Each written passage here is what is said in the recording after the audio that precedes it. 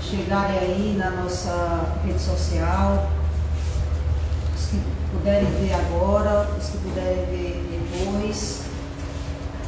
Estamos retomando as atividades da nossa casa, agora em novo horário, e que a paz do Mestre Jesus nos encontre os nossos corações, nos alcance a alma, acalente o nosso espírito e nos estimule para o trabalho da luz, para o trabalho do bem.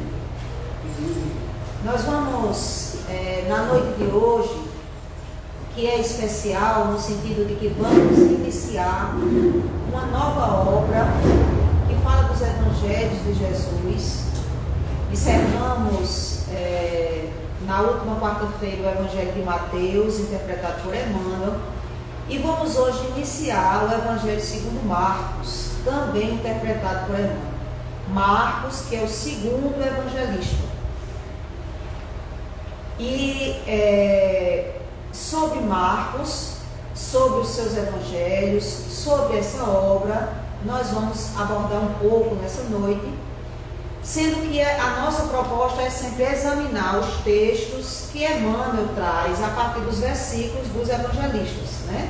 Mas como a gente está apresentando, essa é a primeira palestra dessa obra do Evangelho segundo Marcos, interpretado por Emmanuel, a gente vai falar um pouco deste Evangelho, mas tudo baseado nessa obra que está aí na tela, né? Evangelho segundo Marcos, o Evangelho de Emmanuel, né? O Evangelho por Emmanuel ou interpretado por Emmanuel. E aí a gente traz algumas informações que estão nessa própria obra, né? É o segundo texto que compõe o conjunto de 27 escritos que formam o Novo Testamento. O primeiro texto é o de Mateus. É considerado por quase todos os estudiosos da atualidade como a compilação mais antiga. E aí é uma curiosidade porque pela ordem cronológica a gente sempre conheceu, e é assim que se dá essa ordem, o Evangelho de Mateus, Marcos, Lucas e João. Mas aí os estudiosos dizem que o Evangelho de Marcos ele é o mais antigo compilado. E os editores dessa obra da FEB, eles dizem o seguinte: bom, ser o Evangelho mais antigo a ser compilado, a ser organizado, não significa dizer que ele foi o mais antigo editado. E quando se diz de que ele foi compilado, significa, mesmo ele sendo mais antigo, ele foi retirado de fontes históricas, orais e escritas. Ou seja, o evangelista soube por alguma fonte desses ensinos dos evangelhos do Mestre. E aí este evangelho de Marcos, sendo mais antigo, ele é o que dá origem a muitos textos que vão estar no Evangelho de Mateus e no Evangelho de Lucas. Em termos de extensão, ele é o menor dos evangelhos. Isso aqui é o livrinho, ó. Isso aqui é o livrinho. Para vocês terem ideia, o Evangelho segundo Mateus, que era a capa azul, que a gente sempre fazia, ele é bem grossão. O Evangelho de Marcos, ele é o menor dos evangelhos. O livro também é fininho, é leve, né? Contendo 678 versículos, e aí, como dissemos, quase a totalidade das passagens também estão no Evangelho de os outros dois sinóticos, que são como são chamados os evangelhos reconhecidos, né? Os evangelhos que não são reconhecidos, que são divulgados por aí, mas não são reconhecidos pelo cristianismo, são os evangelhos apócrifos, chamados de apócrifos. Os sinóticos são os evangelhos reconhecidos. Então, muitas das passagens, a maioria das passagens de Marcos estão em Mateus e Lucas. Não foi composto para um público familiarizado com a cultura judaica, sendo quase certo que seus destinatários eram principalmente gentios recém-convertidos ao cristianismo.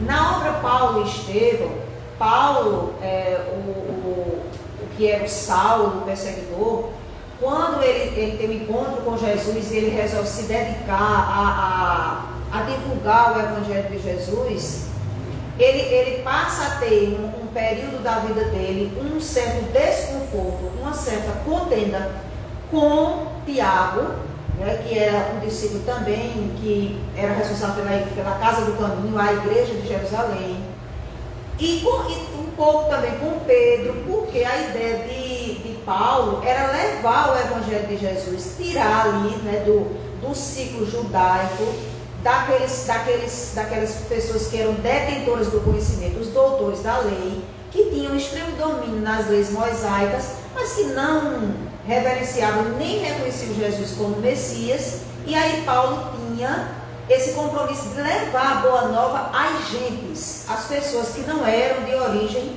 judaica, e daí o nome os gentios, pessoas de todos os lugares, de todas as condições sociais.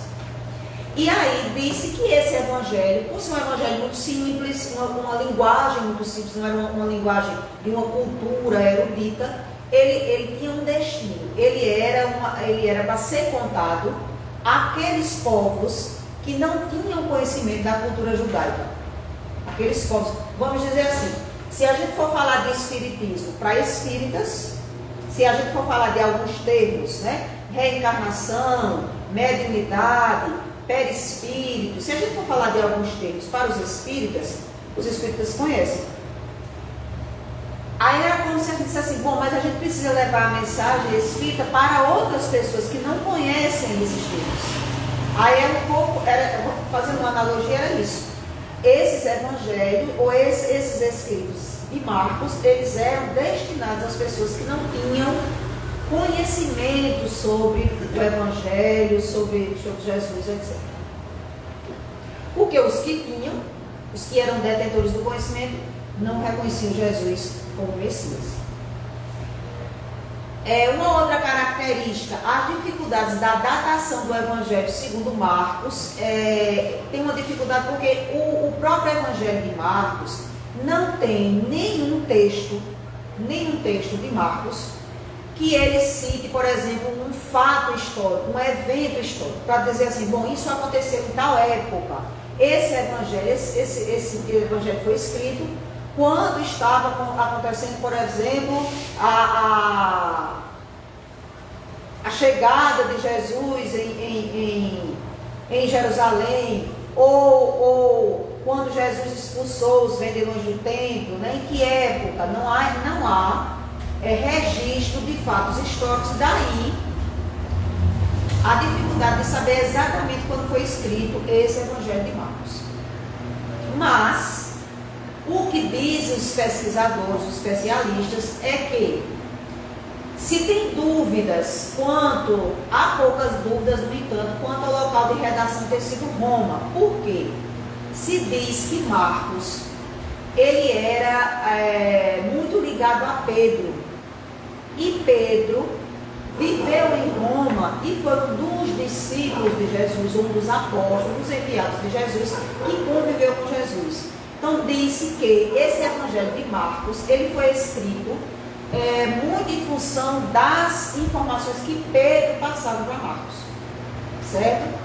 E que como Pedro, ele foi condenado no governo de Nero, do imperador Nero, que terminou em 68 depois de Cristo, né? Foi um imperador famosíssimo da Roma Antiga, e o império de Nero acabou em 68 depois de Cristo.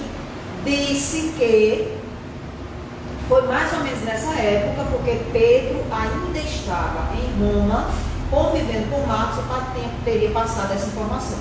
Inclusive, alguns estudiosos do cristianismo, alguns teólogos, chegaram a dizer que o Evangelho de Marcos poderia muito bem ser chamado o Evangelho de Pedro, só que Pedro não anotou, Pedro passou as informações. E assim, são conjecturas, né, que nós fazemos. Como Pedro não era um homem culto, Pedro era um pescador, rude, né, até um tanto quanto ignorante. Então Pedro possivelmente também não tinha um vocabulário muito elaborado para passar para Marcos esses escritos. E Marcos, a gente vai conhecer também a história dele um pouco depois. Então, talvez em função disso, eles não tenham tido essa preocupação de colocar termos, né, da cultura hebraica, por exemplo, né, do grego tradicional, por exemplo. Era uma linguagem mais, disse assim, uma linguagem rude.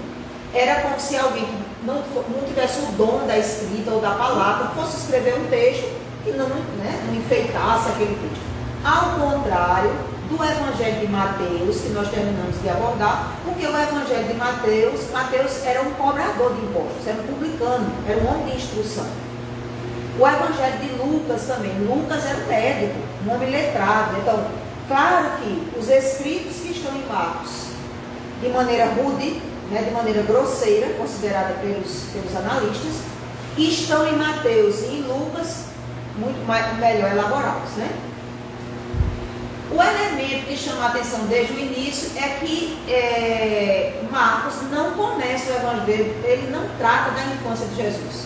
É como se Jesus não tivesse tido infância, não tivesse tido adolescência. O Evangelho de Marcos, ele começa do batismo. Ele começa falando de João Batista, João o Batista, o que veio primeiro anunciar a chegada de Jesus, né? E aí o Evangelho de Marcos também vai retratar quando João o Batista, batiza Jesus, né? Mas diz que ele tem que diminuir para que Jesus aumente. E que muitos achavam que João o Batista era o enviado. Porque se esperava esse enviado, esse Messias, né? Há muito tempo. Quando João chegou, realizando curas, pregando, João o Batista, se achava que João era o Messias. E aí João dizia, não, eu sou aquele que vim preparar o caminho para aquele que há de vir. E eu tenho que me fazer menor para ele se fazer maior, porque eu não sou digno de atar-lhe as alpargatas. Foi isso que João disse de Jesus, né?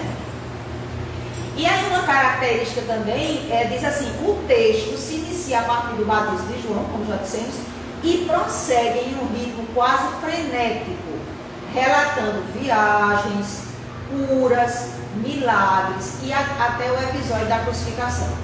Então esse evangelho é um evangelho que vai falar da vida prática de Jesus, de onde Jesus, o que Jesus fez, por onde ele andou, com quem ele conviveu, que curas ele realizou, quais foram as mensagens que ele passou enquanto esteve aqui durante o seu ministério. É também muito sucinto no que diz respeito ao relato da ressurreição e das ações de Jesus ressuscitado. A gente vai ver, eu vou mostrar daqui a pouquinho, assim, bem, só para a gente ter uma ideia. Disse, inclusive, que não tinha nas anotações de Marcos nenhuma menção a Jesus ressuscitado. E aí ficava meio que estranho, porque falava da vida de Jesus, sabia que Jesus tinha morrido na cruz, mas não dizia que Jesus tinha ressuscitado. E aí disse que essa parte foi colocada depois, mas pouca coisa vai se falar de Jesus ressuscitado. É uma característica desse evangelho, né? E aí, como já dissemos, o grego de Marcos é às vezes rude, primário, destituído de beleza poética, encontrada em Lucas. Como já dissemos, Lucas era um médico, sabia escrever, e o dom da palavra, né? E longe dos longos discursos presentes em João. João é o quarto e último evangelho que nós vamos também apresentar aqui. João é o discípulo amado. João é aquele que traz o Jesus espiritual. Os textos de João, eles são bastante filosóficos. Então eles vão falar de um Jesus espírito, de um Jesus de uma dimensão espiritual. Por isso que diz que são longos discursos presentes em João.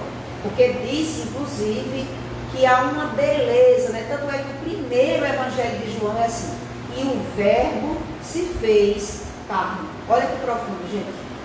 O verbo, a palavra, se fez carne, se materializou. É assim que João começa falando de Jesus. Então é belíssimo. Mas assim, particularmente, esses escritos falam de Jesus e falam da experiência desse Marcos, né, que nós vamos conhecer um pouquinho. Por que eu trago aqui uma perspectiva espírita? Porque há uma confusão grande. E quem teria sido o evangelista Marcos? João Marcos, São Marcos. Então, qual é a perspectiva espírita?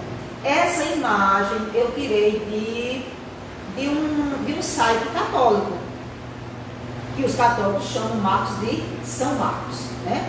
Chamam os apóstolos de santos.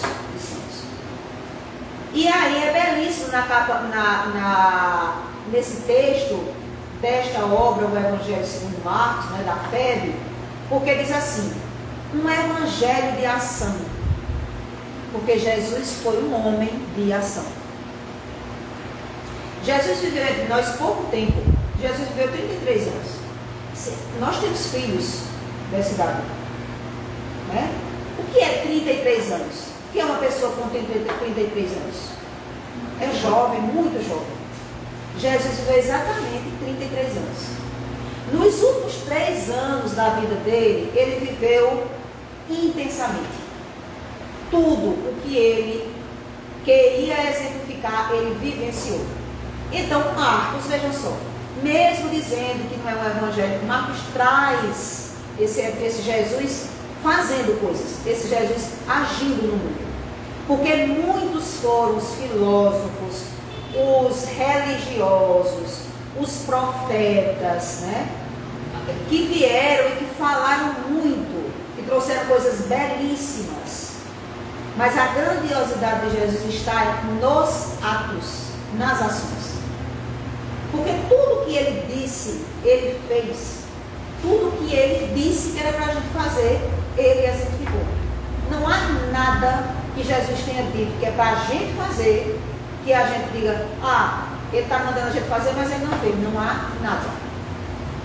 Né? E aí, mais do que em qualquer outro texto, o Jesus que Marcos revela é alguém que age no mundo. No mundo. Que o transforma através de ações sobre indivíduos, grupos e coletividades, sabendo de antemão que essas ações o conduzirão para o sacrifício supremo. É de uma beleza, né? Porque nós fazemos as nossas coisas pequenininhas, mas a gente faz coisas lá no íntimo, a gente diz, meu Deus, eu estou aqui construindo a minha tranquilidade, a minha paz de espírito, o meu ser cristão. Gente, Jesus fez todo o bem que fez, sabendo qual era o destino dele: o martírio, o sofrimento, a cruz, o abandono dos que estavam com ele, o abandono daqueles que ele tinha curado. Jesus sabia. Vamos pensar aqui. Eu estou fazendo aula aqui hoje, mas eu sei que daqui a 15 dias vai vir uma coisa muito difícil para eu administrar. Esse é o Jesus que Marcos mostra.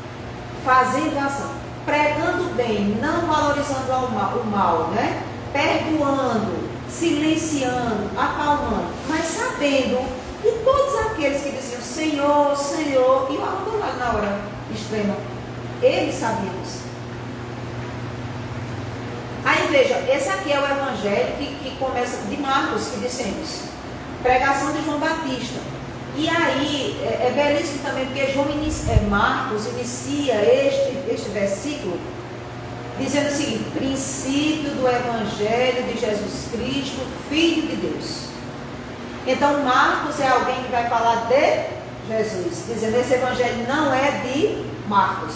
E daí a gente entender porque é o evangelho segundo Marcos. Não é o evangelho de Marcos, porque o evangelho é de quem? De Jesus.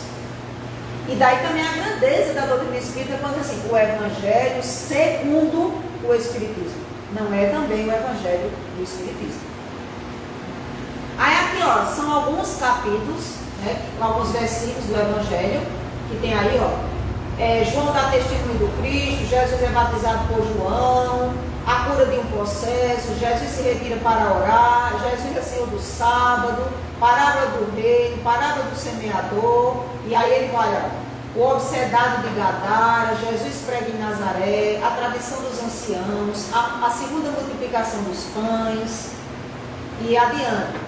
Cura de Bartimeu, cego de Jericó, Jesus aclamado em Jerusalém, parábola dos vinhateiros, o sermão profético, a destruição do templo, né? E aí ele vai falando de quê? De feitos, de ações de Jesus. Jesus agindo no mundo, Jesus fazendo coisas, né? Aí veja assim, para finalizar assim, ó, negação de Pedro, Jesus entrega a Pilatos, já falando aí do processo de Marcos se aproximando da martirização de Jesus. Jesus é flagelado e escarnecido. O Cirineu que já falamos na última palestra que fizemos sobre o Jesus crucificado, que um Cirineu, Simão, um popular que estava na multidão, foi chamado pelos soldados ali para ajudar Jesus a carregar a cruz. Marcos relata isso no seu evangelho.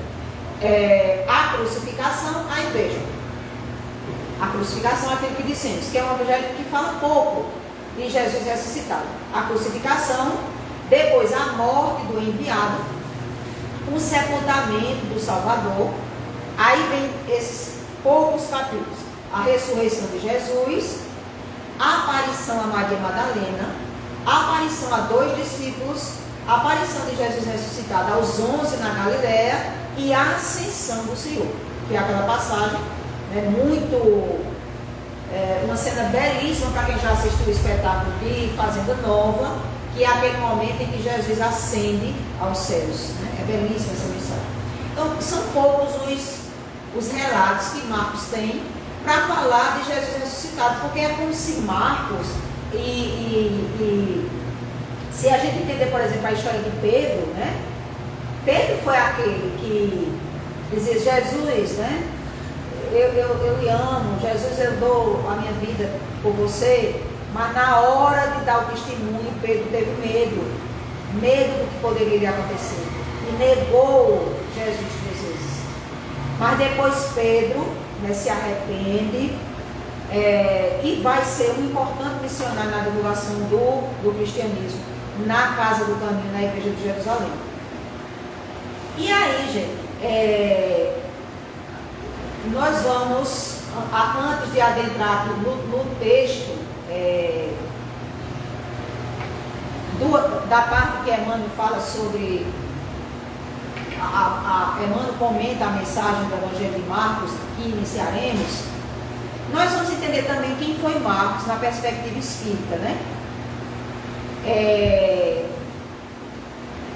Paulo, que já era um discípulo, né? Já era um divulgador do cristianismo, e estava com Barnabé na igreja de Antioquia, porque existia a igreja primitiva, que na obra paulista era chamada de Casa do Caminho.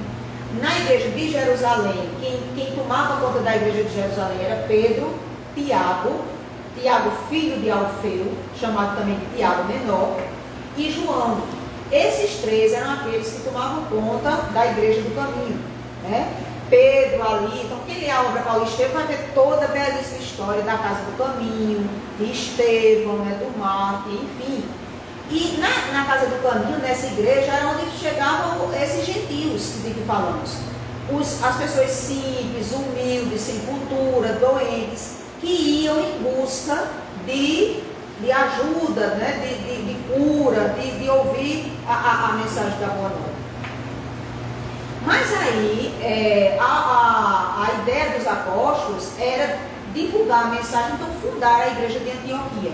E Paulo foi convidado a ajudar Barnabé na igreja de Antioquia, uma outra igreja. Antioquia era uma cidade cosmopolita, uma cidade moderna, uma cidade comercial, né? Uma cidade que tinha muitas tentações, que tinha muito dinheiro, que tinha muita riqueza. Mas tinha lá essa igreja de Antioquia, que era para onde iam as pessoas, como uma cidade grande, né? Então, se a gente andar numa cidade grande, existe a zona, né, frequentada pelas pessoas que têm dinheiro, mas existem as periferias, que a gente não conhece, que a gente não vê. Então, a igreja de Antioquia, ela servia aos povos, vamos dizer assim, da periferia, aos marginalizados, aqueles que não eram bem vistos. Só que a igreja de Jerusalém era onde estava ali o sinédrio, né, os rabinos, os judeus, aqueles doutores da lei bem xiitas, né? os chamados fariseus, que eram perseguidores cruéis dos cristãos. Já tinham, o próprio Paulo tinha sido responsável pela morte de Estevão, apedrejado porque falava em nome de Jesus. Então o problema deles era assim, não podia falar em nome de Jesus, tinha que falar de Moisés, porque eles não reconheciam Jesus, que tinha vindo daquela forma, que se juntava com as pessoas mais simples, como o Messias. E aí o que foi que aconteceu? Tiago, um discípulo, não o Tiago, o filho de Alfeu, que tomava conta da igreja, mas o Tiago, irmão de João, filho de Salomé e de Zebedeu. Salomé que tinha pedido a Jesus em outra passagem para que seus filhos ficassem uma à direita e uma à esquerda, né? Vamos lembrar dessa cena. A mãe já achando ali que esse aí é o rei, vai ter um reino ali, é melhor que meus filhos já estejam garantidos aqui do lado da autoridade, que vai dar tudo certo. E aí Tiago, irmão de João, Tiago era um defensor do Evangelho de Jesus, porque Tiago conviveu com Jesus. Então Tiago não admitia de jeito nenhum falar em Moisés ou associar a pregação da Boa Nova à pregação das leis mosaicas.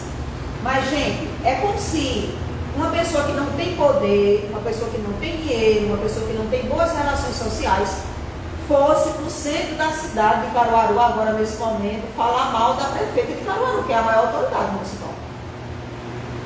Dá certo isso? Não dá certo. Né? Porque a autoridade, ela é para ser elogiada, ela é para ser respeitada. Então aqueles que fazem críticas mais ferrenhas, eles são chamados a atenção, são perseguidos, né? Só que no caso de Tiago, a perseguição foi maior, porque o governador era Herodes Antipas. E Herodes queria exterminar quem Herodes não era judeu, Herodes era romano, né? Mas governava ali a região. Então, Tiago passou a ser o quê? Um subversivo. Alguém que falava de amor, viu, minha gente? Falava de Jesus. Mas como Jesus não era reconhecido pelas autoridades, então ele era um subversivo. Para a gente entender que até o bem, muitas vezes, ele é mal interpretado. Quando se quer fazer o bem, muitas vezes é mal interpretado. E aí, Tiago foi preso e condenado, né, a morrer pela espada nesse período. Pedro, que era o apóstolo mais velho, pede às autoridades, implora às autoridades que as autoridades tragam o corpo de Tiago para ele poder fazer as honras do enterro. E porque Pedro pede isso, Pedro é preso. Aí tem aquela passagem que Pedro é preso, mas ele é salvo por um anjo de Deus que chega e... Por que a gente conta essa história todinha? Porque a igreja de Jerusalém, o esteio, estava numa situação bem difícil, de muita perseguição, a ponto de ser fechada. Aí o que é que acontece? Barnabé e Paulo são chamados, sair de Antioquia e vir a Jerusalém para ver o que é que pode fazer para organizar ali aquela igreja. Quando Paulo e Barnabé chegam, Pedro é aconselhado, saiu da prisão escondido, né? As obras dos Espíritos ajudando ali a Pedro sair da prisão, mas não podia ficar ali em Jerusalém. Então ele é aconselhado a fugir, então ele vai para Jope, ficar lá exilado. Enquanto isso as autoridades ficavam, inclusive o Herodes Antipas mandou matar os soldados, porque acha que eles foram negligentes ao permitir a fuga de Pedro, né? Eles não compreendiam o que de fato tinha acontecido. Então, Tiago tinha sido morto, Pedro estava fugindo, só tinha o Tiago menor, o filho de Alfeu, e João e os seus ajudantes lá. Então Paulo e Barnabé vêm até a igreja de Jerusalém. Quando chegam lá, Tiago, chamado filho de Alfeu, ele é, digamos assim, um discípulo de Jesus, mas ele é muito apegado também aos costumes judeus. Então, para Tiago, é mais fácil administrar aquela igreja e manter relações harmoniosas e permissivas das autoridades judaicas do que, por exemplo, Pedro ou o próprio Paulo. Então a igreja fica nas mãos de Tiago. Quando Tiago recebe Paulo e Barnabé, Tiago fica um pouco incomodado, como dizendo assim, meu Deus, lá vem. Se eles ficarem aqui, não vai dar certo. Então Tiago começa a falar baixinho, contando tudo o que aconteceu, dizendo que Pedro, muito teimoso, queria ficar lá, mas eles aconselharam Pedro a fugir, e que existia ali na igreja, quase que perdendo as características do Evangelho da Boa Nova e falando mais das leis mosaicas. Então Paulo acha estranho aquilo ali, mas administra, né? Só que Barnabé diz o seguinte, Tiago não convida Paulo e Barnabé para pernoitar na igreja. Não eram os discípulos? Não estava todo mundo ali no mesmo interesse? Aí eles, como se Tiago dissesse assim, não, eu não vou hospedá-los aqui para não dar margem aos doutores da lei achar que a gente está sendo subversivo a eles. Compreendendo essa situação que não eram benquistos e o temor de Tiago, o que acontece? Barnabé diz o seguinte, Paulo, nós vamos nos hospedar na casa da minha irmã, Maria, chamada Maria Marcos.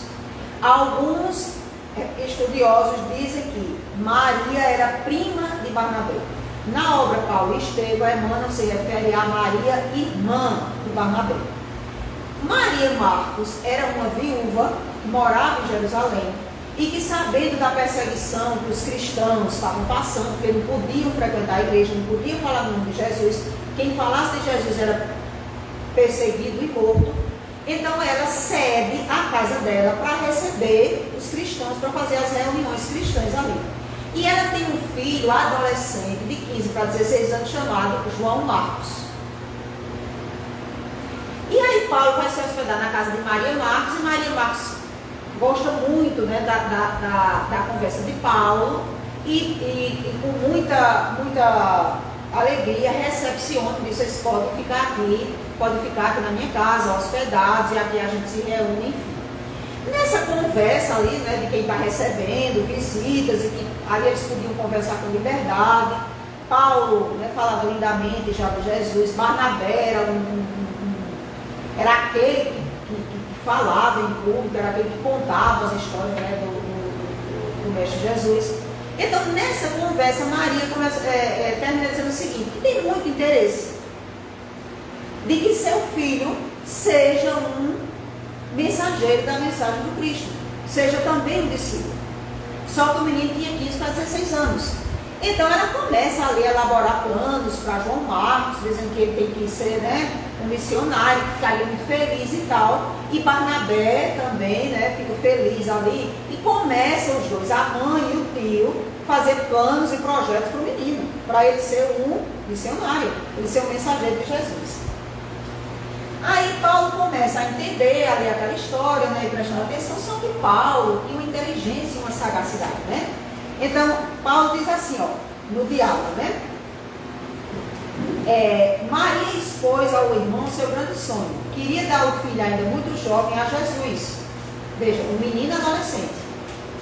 De há muito vinha preparando o menino para o apostolado. Todavia, Jerusalém afogava-se em lutas religiosas sem tréguas. Então, ela queria mandar o filho para Antioquia, com o tio, né? Para ele lá aprender o ministério de divulgar a boa nova.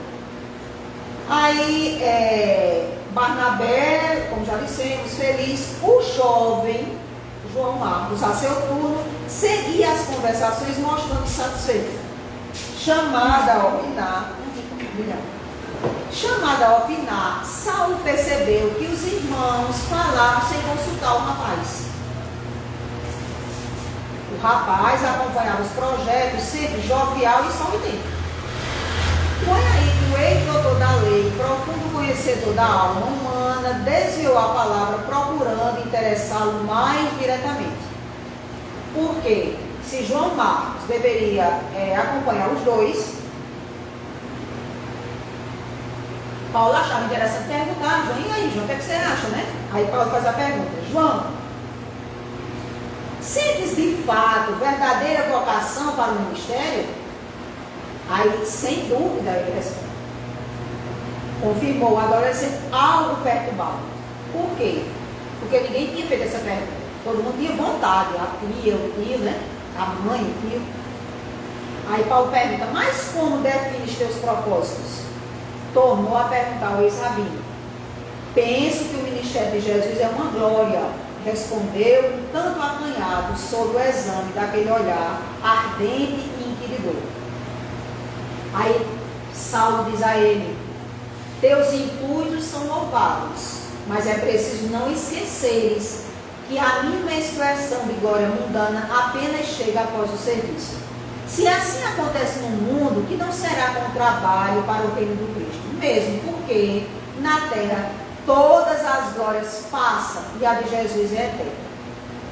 O jovem anotou a observação e, embora desconcertado pela profundez dos conceitos, acrescentou,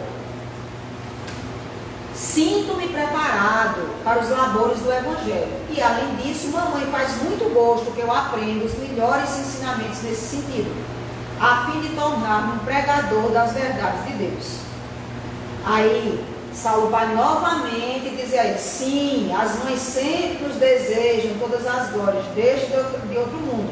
Aí ele vai lembrar da história de Salomé, que queria também os 2 filhos do lado de Jesus. Gente, finalmente, Marcos é levado com o tio e com Saulo, ou com Paulo, né, para a igreja de Antioquia. E aí, até havia a igreja de Antioquia, pregando ali onde eles paravam, onde eles passavam, nas cidades, tudo tranquilo, né? Bem acomodado, sem nenhum problema, tendo aceitação. Chegam em Antioquia. Quando chegam em Antioquia, Barnabé disse que tem vontade de voltar à cidade dele, que é o interior, Antioquia da Pisídia. Veja, já não é mais aquele lugar tão favorável, já vai mais para regiões mais distantes. O jovem João Marcos já começa a não gostar muito dessa aventura, de andar por terras estranhas, de demorar nas estradas, de se encontrar com pessoas que ele não conhecia bem, e principalmente porque ele ia visitar lugares e regiões de gente mais simples, de gente que não era bem vista na sociedade, né? De gente que tinha fama, por exemplo, de malfeitores, mas era para esses que Paulo queria pregar. Mas ele não se agradava muito. Mesmo a contragosto foi, porque ele estava sob os cuidados do tio. E aí ele vai de região em região, e quanto mais Paulo encontrava dificuldade no caminho, mas ele era estimulado a superar os obstáculos. Porque esse entendeu o que era trabalhar para Jesus. E aí diz assim, bom, nós agora vamos levar o evangelho a gente mais simples. Pensando já na possibilidade de que a igreja de Jerusalém com certeza ia ou se destruir, ou então mudar totalmente o foco. Então, Paulo diz assim, olha gente, se a gente ficar só em Jerusalém, daqui a algum tempo só vai se lembrar de Jesus crucificado, daquele que pregou e morreu na cruz e pronto. Não tem ninguém que vai falar mais sobre os feitos de Jesus. Então, era essa a ideia de Paulo ir para as regiões mais distantes, levar a boa nova a regiões mais distantes. Regiões mais distantes que não tinha carro, que não tinha hospedaria, que não tinha hotel, era de muito sacrifício. Então eles vão, viajam, chega num determinado lugar que aí é o ápice para os jovens João Marcos. Não tem como eles se alimentarem.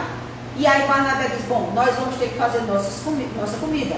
Paulo era tecelão, onde ele chegava, ele armava uma barraquinha e ia fazer a tecelagem para ganhar o sustento. Ele trabalhava de dia para ganhar o sustento. E João Marcos foi encarregado de cozinhar.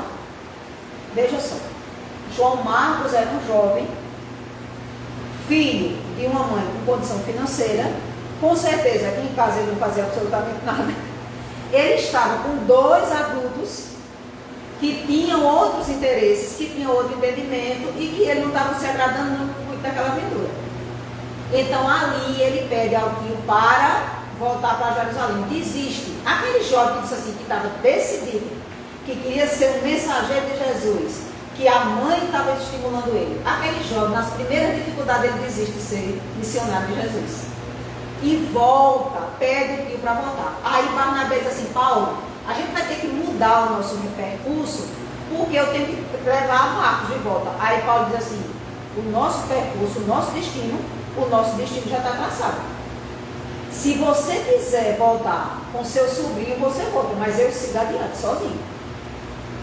Aí Barnabé recua e diz assim, não, ele já tem idade de voltar sozinho, tem dinheiro, deixa ele voltar sozinho.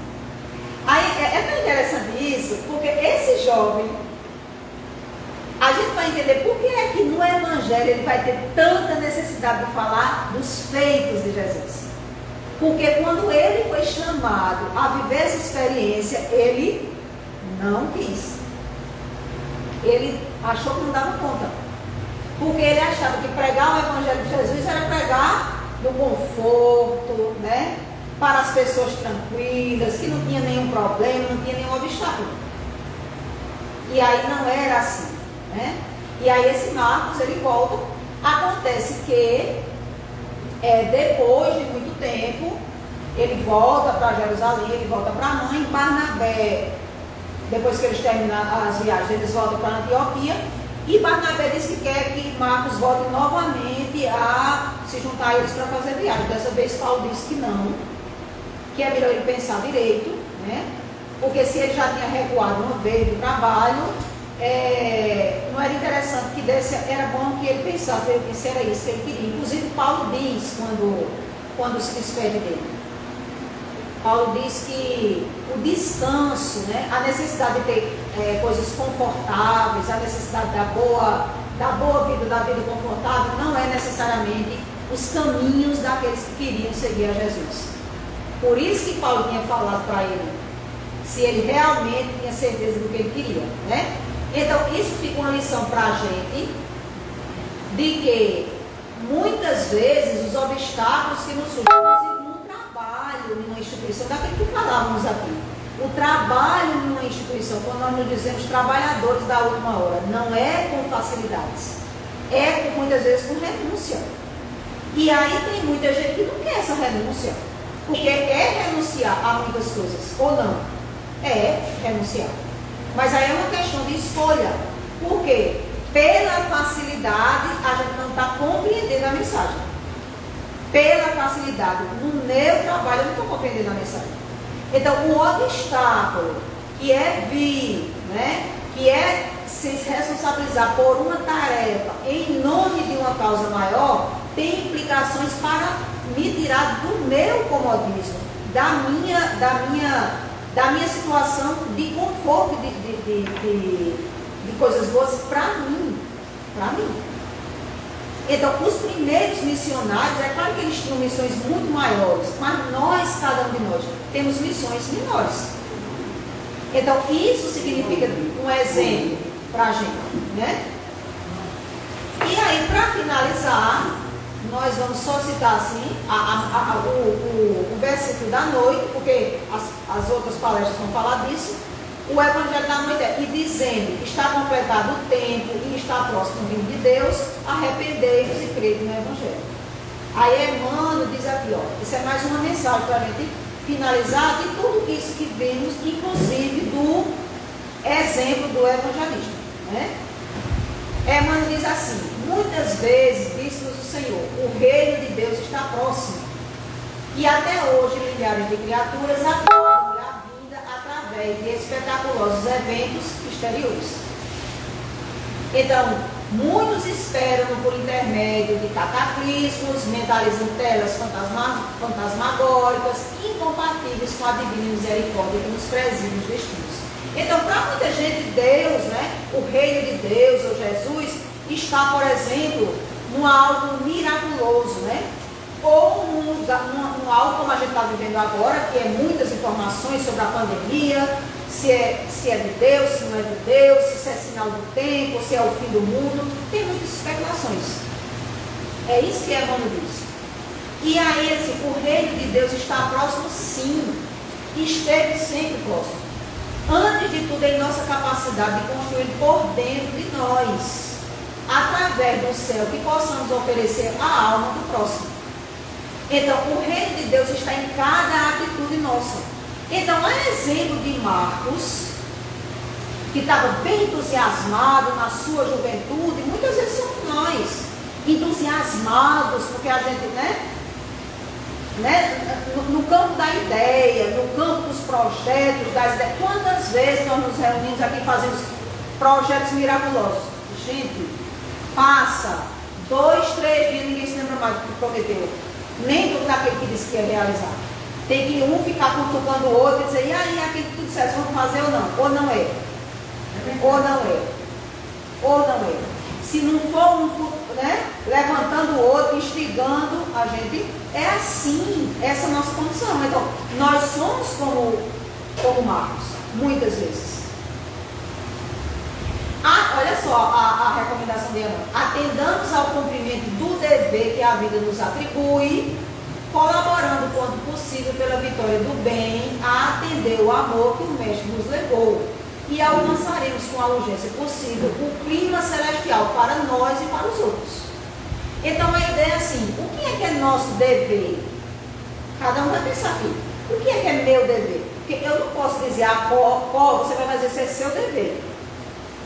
Eu até posso dizer, mas se Pó não entendeu, Pó também disse, né, isso é sua obrigação de fazer isso. Seu dever é fazer isso. Cada um de nós sabe qual é o nosso dever. Então, para a gente entender que a gente não faz as coisas para os outros, a gente faz para nós, para mim, né? Então, os obstáculos, as coisas que apresentam para a gente que está à frente de um trabalho, ou de uma ideia, ou de uma filosofia, são deveres nossos, para nós, olha, alcançarmos, né, o céu, a harmonia dentro de nós e para os que nos rodeiam. O nosso destino, a nossa autonomia, somos nós que construímos. Com escolhas. Não é verdade? É por isso que Jesus igualmente foi positivo e justo quando afirmou: quando se vos disser o reino de Deus permanece ali, permanece acolá, não acrediteis. Porque em verdade o reino de Deus está dentro de vós. Então, a gente entende esse parágrafo dizendo assim, ó. Não são os outros que vão dizer, você tem que seguir esse caminho, você tem que seguir esse, você tem que ter essa religião, você tem que se conduzir dessa forma. Porque a gente vai ouvir, gente, uma tempestade de informações o tempo todo, né? Parece aquela figura bem humorada que diz assim, tem um anjinho e tem um capetinha. O anjinho que diz a gente fazer as coisas e o capetinho que diz a gente fazer as coisas. Isso é a nossa mente povoada o tempo todo. Povoada pelos encarnados que nos influenciam e que nós influenciamos, e povoada pelos desencarnados, que o tempo todo estão nos assediando. E onde é que fica aí o livre-arbítrio e a capacidade de escolha? Dentro de nós. Somente dentro de nós. Então, cumprindo aí o horário, né? Chamando as meninas agora para fazer a prece final, agradecendo a espiritualidade, a Deus, né, por essa chuva maravilhosa que cai lá fora, por estarmos aqui, ativos, vivos, com saúde, com disposição. Que cada vez que nós leiamos, tenhamos essas informações, que isso nos alimente a alma para a gente seguir, perseguir, firmes no propósito, porque somos frágeis, somos volúveis, tanto quanto o jovem João Marcos. E que ele, em tempo, na sua maioridade, é chamado, viu? Por Paulo, na primeira epístola a Timóteo, Paulo diz, traz Marcos até Roma, que ele me é útil nesse momento. Entendendo que já tinha passado o tempo, aquele jovem já tinha amadurecido, já tinha entendido a sua missão, e que naquele momento ele estava pronto, não como aquele jovem iludido. Que não sejamos o jovem iludido, que sejamos o jovem que amadureceu e que foi em busca de cumprir com o seu dever. Muita paz para todos nós, que Jesus nos abençoe.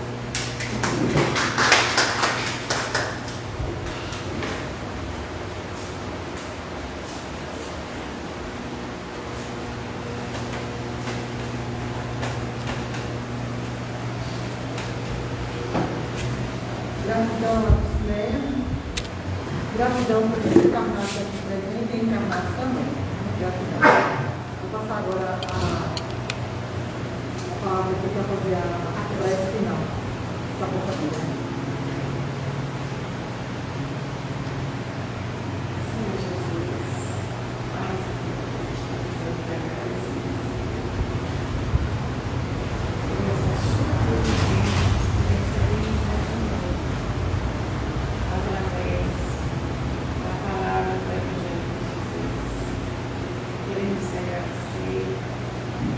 todos aqueles que eu estudei,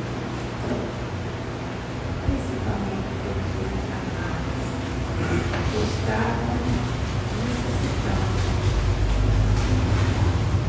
de assistir, de ouvir, de ser acolhido e instruído no Evangelho de Jesus. Gratidão à equipe espiritual que está e estará sempre. Pedimos, leve-nos de volta aos nossos lares, com a consciência do dever cumprido, e na certeza de que estamos sempre sendo ajudados e protegidos por todos aqueles nossos anjos, nossos guias, nossos amigos espirituais. E neste noite, Senhor, de iluminação, neste ambiente, só queremos te agradecer e te pedir, Senhor, fortalece cada vez mais o nosso desejo de te servir e de te servir ao próximo, em nome de Jesus. Que assim seja. Luciano, tem uma aguinha ali, olha. Eu aguento.